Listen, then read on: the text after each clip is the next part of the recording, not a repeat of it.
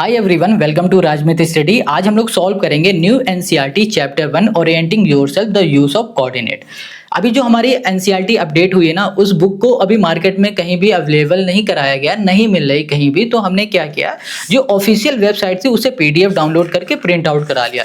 बिल्कुल बुक जैसी फीलिंग दे रही है। आज हम लोग क्या करेंगे, इस चैप्टर की एक्सरसाइज 1.1 को सॉल्व करेंगे पूरा कंप्लीट, अच्छे से आराम से समझेंगे। अगर आप इस चैनल पे नए हो तो इसको सब्सक्राइब कर लो, क्योंकि आपको एनसीईआरटी, आरएस अग्रवाल दोनों ही बुक के सोल्यूशन फ्री ऑफ कॉस्ट मिलेंगे। और आरएस अग्रवाल का जो चैप्टर 1 है वो भी हमारा कोऑर्डिनेट ज्योमेट्री है, उसके सोल्यूशन ऑलरेडी हमने अपलोड कर दिए हैं, जाके आप देख सकते हो। तो चलो शुरू करते हैं। यहाँ पर क्वेश्चन फर्स्ट से ये कह रहा है फिगर 1.3, पीछे पेज में फिगर यहाँ पर देखो बना हुआ है। ये कह रहा है so Rehana room with point O A B C making its corner, the x axis and y axis are marked in the figure, point O is the origin. यहाँ पर देखो फिगर को ध्यान से देखो। यहाँ पर क्वेश्चन कह रहा है कि भैया ये जो कॉर्नर है, ये ओ है, ये ए है, ये बी है, ये सी है, और इसके कोऑर्डिनेट दे दिए गए हैं। कहा जा रहा है ये एक एक्स एक्सिस है, ये वाई एक्सिस है, और ये दोनों जिस पॉइंट में मिलते हैं ना, जहां पर इंटरसेक्ट करते हैं, उसे ओरिजिन बोलते हैं। तो ये हमारा क्या है, ओरिजिन। ओरिजिन हमेशा 0 0 होता है, यानी कि ओरिजिन में जो कोऑर्डिनेट होते हैं वो एक्स भी 0 होता है, वाई भी 0 होता है। ये रूम है, इसे देख लिया अच्छे से। अब हमें क्या करना है, इसके क्वेश्चन को पढ़ना है। 4 क्वेश्चन दिए गए, इसी से पूछा जा रहा है और इसी को देख के हमें आंसर देना है। क्वेश्चन फर्स्ट कह रहा है if D1 R1 represent the door of Riyana room. कह रहा है D1 जो R1 है वो रिप्रेजेंट कर रहा है रियाना के रूम के डोर को। देखो ये D1 है, ये R1 है, ये रिप्रेजेंट कर रहा है कि यहाँ पर इस रूम का डोर लगा हुआ है। आगे कह रहा है how far is the door from the left wall the Y axis of the room. अब यहाँ पर क्वेश्चन कह रहा है कि ये बताओ कि जो लेफ्ट वॉल है ना, इससे कितनी दूर हमारा रूम है, ये पूछ रहा है। और कह रहा है how far is the door from the x axis, x axis से हमारा डोर कितना दूर है, ये पूछ रहा है। देखो सबसे पहले ये हमारा राइट वॉल है, इसके अपोजिट क्या होगा, लेफ्ट वॉल होगा, और ये वाई एक्सिस भी है। अब इससे कितना दूर हमारा डोर लगा हुआ है ये बताना है, डिस्टेंस बता देनी है। और जो ये हमारा एक्स एक्सिस है ना, इससे कितनी दूर हमारा डोर है ये भी बताना है। तो चलो अब इसको हम लोग सॉल्व कैसे करेंगे, कैसे एक्सप्लेन करेंगे वो देख लेते हैं। बहुत ही सिंपल है, आराम से इसको देखना, सब कुछ समझ में आ जाएगा। अगर कहीं कोई चीज समझ नहीं आती तो आप हमें कमेंट करके बता देना। सबसे पहले हमारे पास जो क्वेश्चन नंबर फर्स्ट का जो फर्स्ट पार्ट है उसको देखो। यहाँ पर क्वेश्चन ने किसकी बात की है, D1 की बात की थी, ठीक है, और किसकी बात की है, R1 की बात की है। ये देखो D1 R1 लिखा हुआ है ना, यहाँ पर इसकी बात की है। अब फिगर को ध्यान से देखो, यहाँ पर D1 कहाँ दिख रहा है, ये हमारा D1 है और ये हमारा R1 है। R1 के देखो कोऑर्डिनेट्स दे दिए गए, पॉइंट्स दे दिए गए, बट D1 के नहीं दिए गए। बट D1 हमारा कहाँ बन रहा है, ये 8 में बन रहा है, तो इसका कोऑर्डिनेट क्या हो जाएगा, 8,0। अब कहोगे भैया 8,0 कोऑर्डिनेट कैसे बना दिया आपने, यहाँ पर तो दिया ही नहीं है कुछ। चलो अभी हम बताते हैं आपको। जब कभी भी हमारा कोई कोऑर्डिनेट बनता है वो बनता है एक्स और वाई। देखा जाता है एक्स में किस पॉइंट में बन रहा है, वाई में किस पॉइंट में बन रहा है। तो ये हमारा एक्स एक्सिस है, इस एक्स एक्सिस में 8 में बन रहा है, तो ये 8 हो गया। जब कभी भी एक्स एक्सिस की ही लाइन में, देखो एक्स एक्सिस है, इसी लाइन में हमारा कोई कोऑर्डिनेट बनता है, कोई पॉइंट बन जाता है, तो उसमें क्या होगा कि y हमेशा 0 होता है। यानी कि अगर x में कुछ बन रहा है तो y 0 हो जाएगा, ठीक है। और अगर y में कुछ बनता है, कोई भी पॉइंट आता है, तो x हमेशा क्या होता है, 0 होता है। ये बात बेसिक है, ये आपको याद रखनी है। हमने D1 और R1 लिख लिया। अब क्वेश्चन ने क्या कहा था कि भैया जो डिस्टेंस है ना वो बता दो। तो यहां लिखेंगे distance from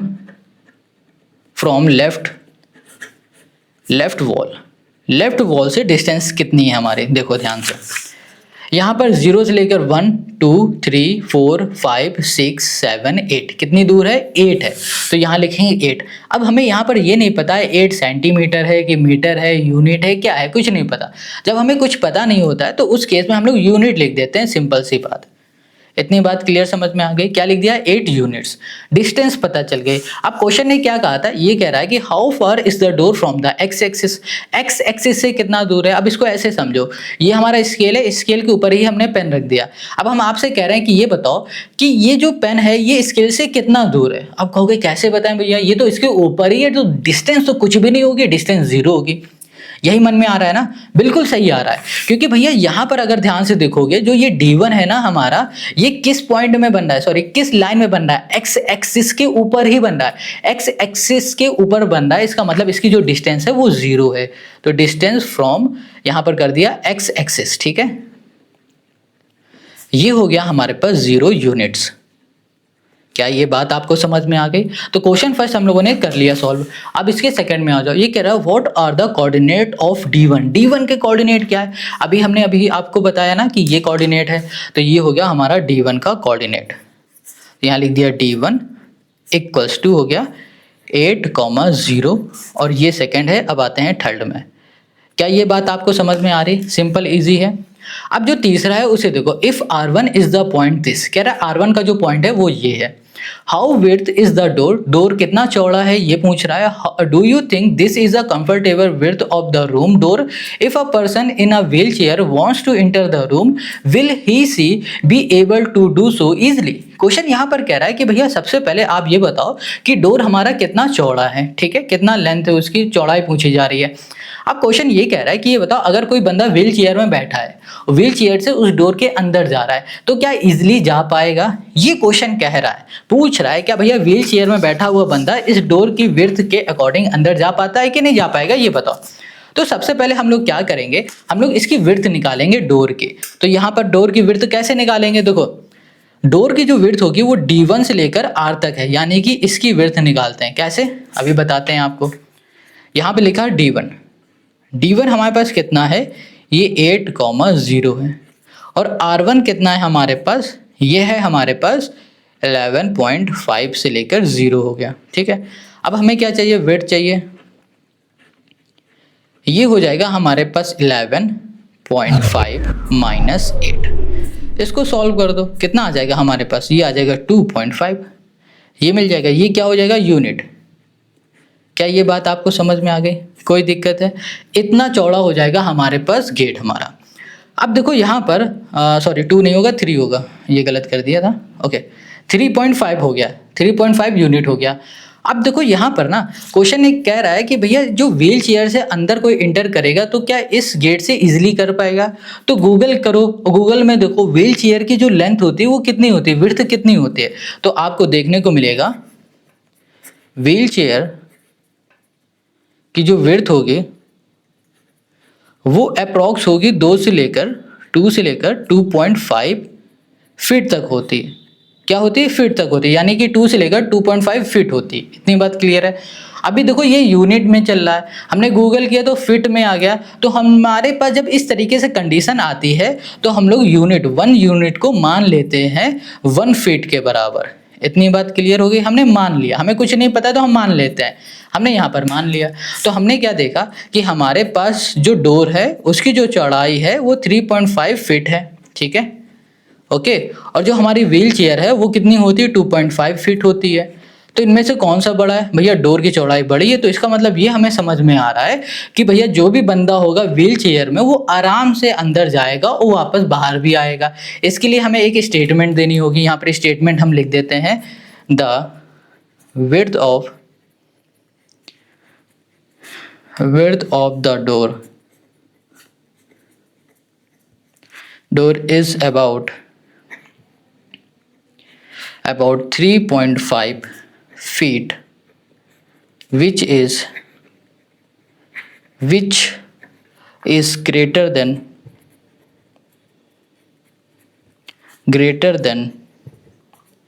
the width of a wheelchair। इतनी बात क्लियर हो गई? यहाँ लिखेंगे the door is wide enough and a wheelchair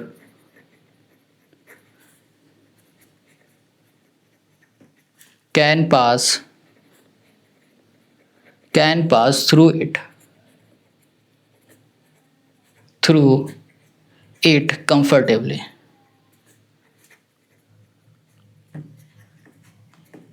क्या ये बात आपको समझ में आ गई? और ये स्टेटमेंट आपको भी लिख देनी है, आपको पूरे नंबर मिल जाएंगे। तो यहाँ पर हो गया क्वेश्चन नंबर 3 का हमारा आंसर।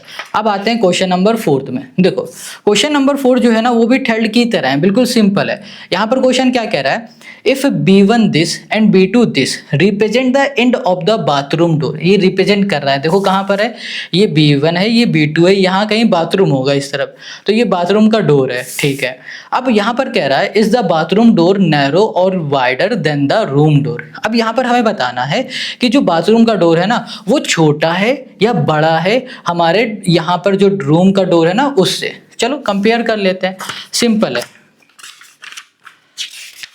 पेज ले, चलो कंपेयर कर लेते हैं, सिंपल बहुत है। यहाँ पर देखो, यहाँ पर जो गिवन है हम लोग पहले उसको लिख लेते हैं। हमारे पास क्वेश्चन है 4th, यहाँ पर दिया गया है B1, ये है हमारे पास 0,1.5, ठीक है। ये हो गया हमारे पास B2, ये हो जाएगा 0,4 हो गया। इतनी बात क्लियर हो गई।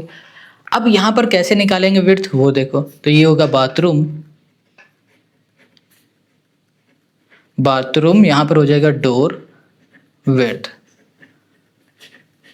इक्वल्स टू हो गया हमारे पास 4 माइनस 1.5 इक्वल्स टू हो गया हमारे पास यहाँ पर 2.5, ठीक है। यहाँ कर दिया हमने यूनिट, ये हो गई हमारे पास बाथरूम डोर की यूनिट। अभी हम लोगों ने क्या देखा था, हम लोगों ने यहाँ पर देखा था कि हमारे पास जो डोर की यूनिट आई थी वो है 3.5, है ना। तो यहाँ पर देख लेते हैं, यहाँ पर हो जाएगा डोर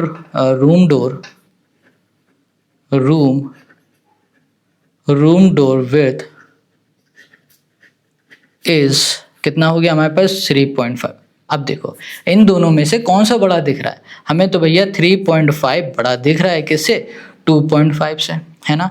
तो 2.5 बड़ा है कि 3.5 बड़ा है, भैया 3.5 बड़ा है। तो हम लोग बोल देंगे सिंपल सा कि जो हमारा बाथरूम डोर है वो छोटा है, नैरो है, किससे, ये यहाँ पर जो हमारे रूम है ना उससे। तो चलो, तो यहाँ पर लिखेंगे द बाथरूम डोर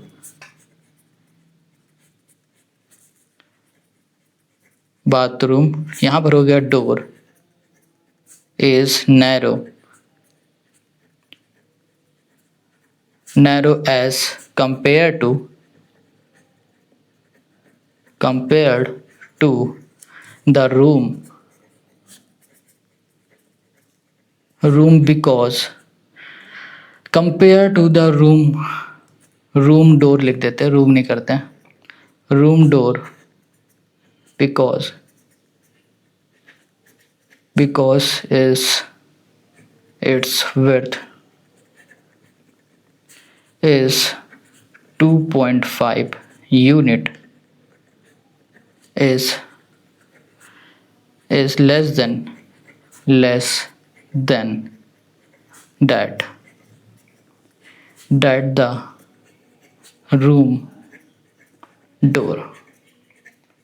इतनी बात क्लियर है, बहुत ही सिंपल है, इजी है। अगर अभी भी कहीं भी कोई भी डाउट है ना तो आप हमें कमेंट करके ज़रूर बता देना। और ये हो गया क्वेश्चन नंबर 4 का हमारा आंसर, ठीक है। आज हम लोगों ने एक्सरसाइज 1.1 पूरी कंप्लीट पढ़ ली। नेक्स्ट वीडियो में हम लोग सॉल्व करेंगे एक्सरसाइज 1.2। एक्सरसाइज 1.2 जो फिगर हम लोगों ने पिछली एक्सरसाइज में देखा था ना उसी में थोड़ा और ऐड कर दिया बाथरूम वाला पोर्शन।